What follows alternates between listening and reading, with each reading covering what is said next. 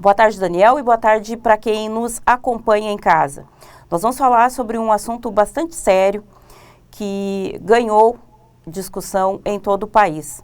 Depois que o influenciador digital, o Felca, lançou um vídeo denunciando o que ele chama de adultização de crianças e mostrando como as plataformas digitais facilitam a transmissão e o acesso a esse tipo de conteúdo que mostra crianças de maneira hipersexualizada, muitas medidas foram adotadas e movimentos estão sendo tomados em todas as esferas aqui no Brasil. Mas para entender melhor esse assunto e de que forma a própria sociedade precisa estar atenta e se reorganizar para evitar que essa situação continue, pelo menos na esfera em que nós podemos atuar e não na limitação dos conteúdos ou até na gestão desses dados, que está fora da nossa alçada, eu converso com o Rodrigo Nejmi, que é especialista em educação digital do Instituto Alana. Boa tarde, Rodrigo. Obrigada por ter aceitado o convite para a gente conversar sobre esse assunto bastante delicado e muito pertinente, né? Que é a responsabilidade, principalmente das famílias, com relação à exposição de suas crianças em redes sociais. Boa tarde, um prazer estar com vocês aqui, ainda aqui para debater um tema bastante sensível e muito especial para que a gente possa, de fato, proteger nossas crianças. Eu começo te perguntando, eu acho, pelo que me parece ser a base dessa discussão, né? Crianças com acesso a celular cada vez mais cedo. E a gente achando natural que bebês de 1 ano, 2 anos, já saibam deslizar a tela e considerando isso uma habilidade.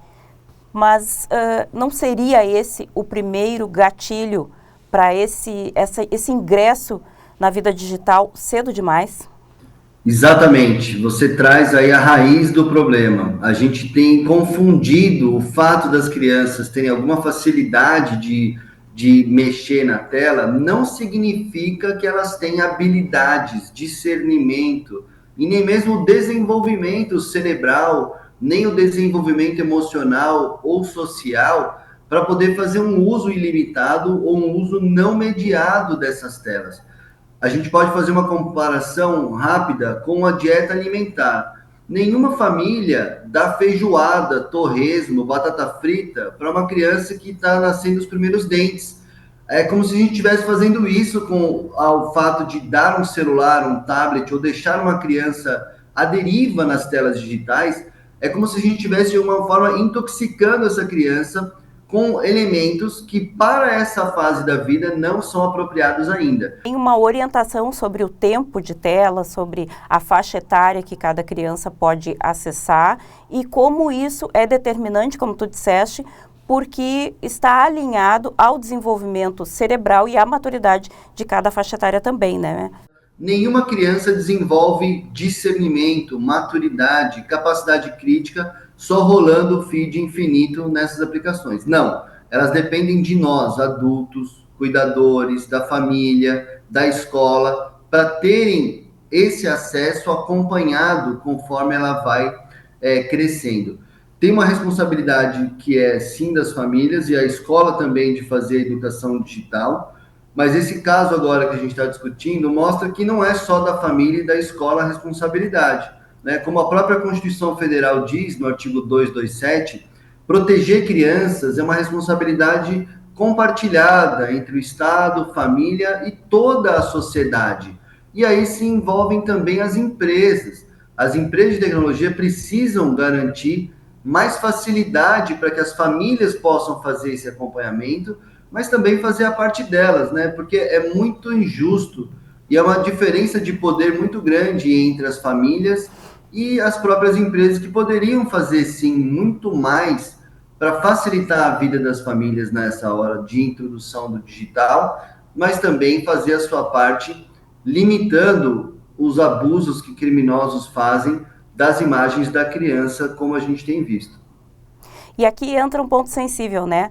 Muitas vezes são os pais orgulhosos do filho que conseguiu fazer um movimento numa aula de ginástica, que está aprendendo a nadar, e aí a gente acaba divulgando isso com toda a naturalidade que percebemos, porque não há o olhar maldoso nessas postagens, nessa publicação, mas existe sim uma rede atenta a qualquer movimento que possa representar um interesse de criminosos, pedófilos, enfim.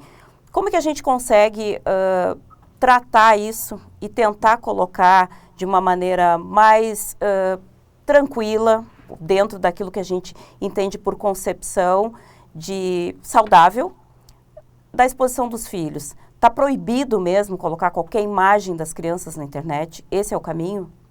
É importante esse tema, né? Cada família tem o seu perfil, cada família tem seus valores, cada família tem a sua visão de mundo.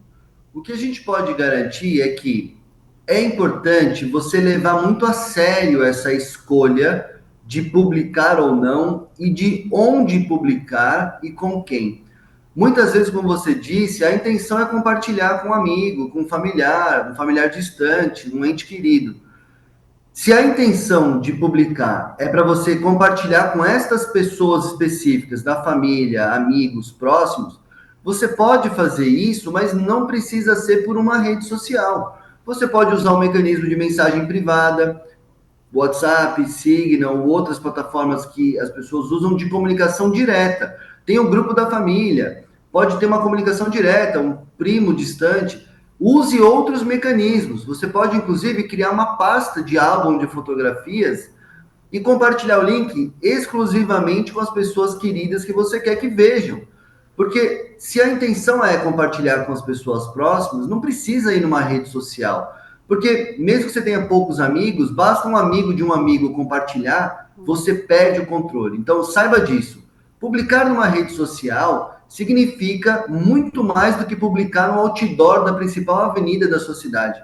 Você está dando visibilidade para milhões de pessoas, para muito além das pessoas que você confia, e nessas milhões de pessoas incluem, como você mesmo disse, criminosos, que não estão vendo ali um primeiro banho de piscina, eles não estão vendo ali uma primeira cambalhota, eles estão olhando com zoom no pedaço da calcinha da menininha que estava dando a cambalhota, eles estão olhando no pedacinho do corpo que eles olham com essa intenção criminosa, sexualizando a imagem das crianças, e aí o algoritmo das redes vai pegando isso das famílias e combinando isso numa espécie de álbum de fotografias que é um presente para esses criminosos que buscam com esse outro olhar. As famílias muitas vezes acabam também se utilizando dessas ferramentas para monetizar. Existe também esse interesse em ganhar dinheiro com as imagens e a gente sabe que isso rende de fato. Mas como fica a cabeça da criança que está sendo utilizada, como se isso fosse um trabalho, como se isso fosse uma ferramenta de vaidade, de elevação da autoestima. Veja como as pessoas estão gostando, olha quantas curtidas, olha quantas visualizações esse vídeo alcançou. E aí tu trabalha muito da vaidade da criança, mas ela não entende qual o risco dessa exposição e mais tarde quais são os efeitos no desenvolvimento emocional e até nos traumas que eventualmente isso possa trazer. Esse ponto é fundamental entender. A gente sabe que para muitas famílias, às vezes acabam encontrando na internet uma possibilidade de gerar uma renda extra, de poder fazer algum dinheiro. Mas jamais essa necessidade pode justificar você usar a criança como um produto.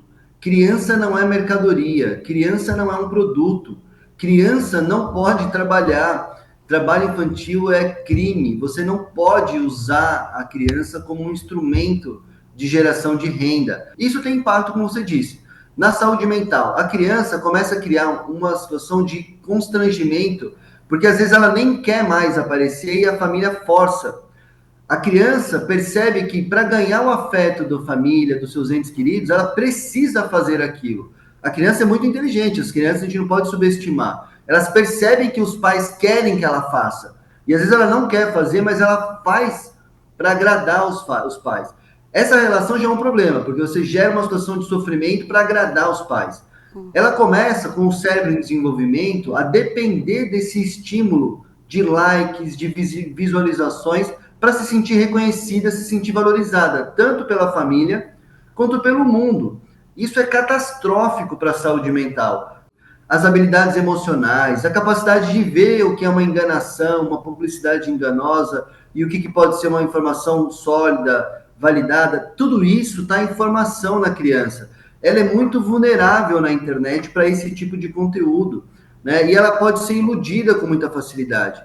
E o que é mais triste de ver é que a gente sabe que hoje no Brasil, crianças passam mais horas do dia em contato direto com esse tipo de influenciadores do que com qualquer ente da família, ou com um líder religioso, ou com alguém que é um adulto de confiança.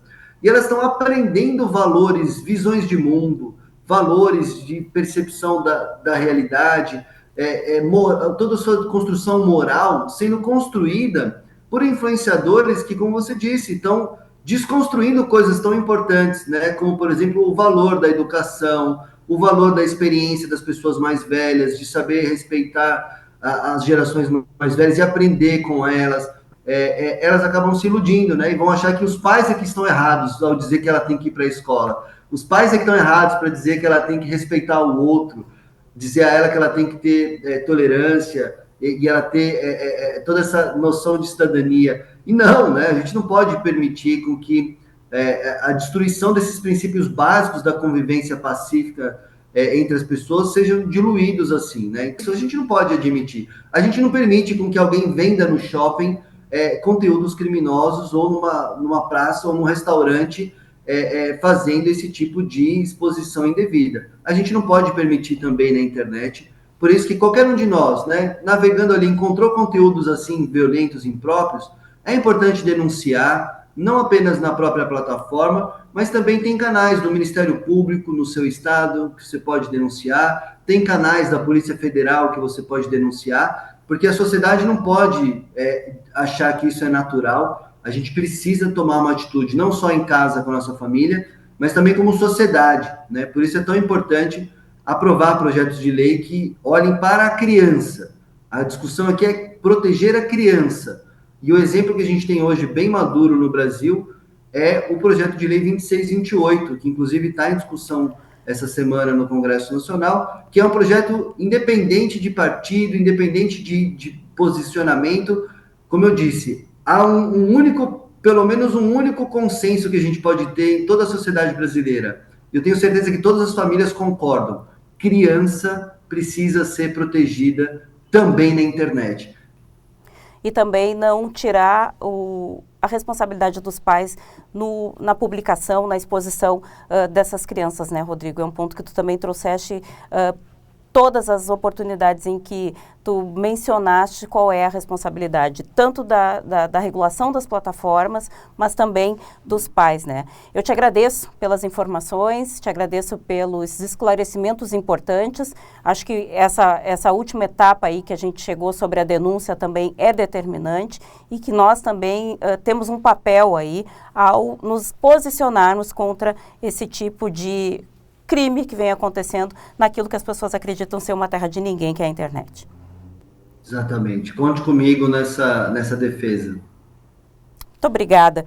Daniel, eu conversei com o Rodrigo Nejmi, que é especialista em educação digital do Instituto Alana, sobre esse tema tão delicado e tão importante, trazendo então um posicionamento de um especialista sobre as condutas que as famílias devem adotar, mas claro, deixando muito transparente aí que existe uma responsabilidade do Estado em garantir essa segurança também por meio de ferramentas mais efetivas, que são as legislações, que inclusive essa que ele citou deve entrar em votação na próxima semana aqui no Brasil, no Congresso Nacional.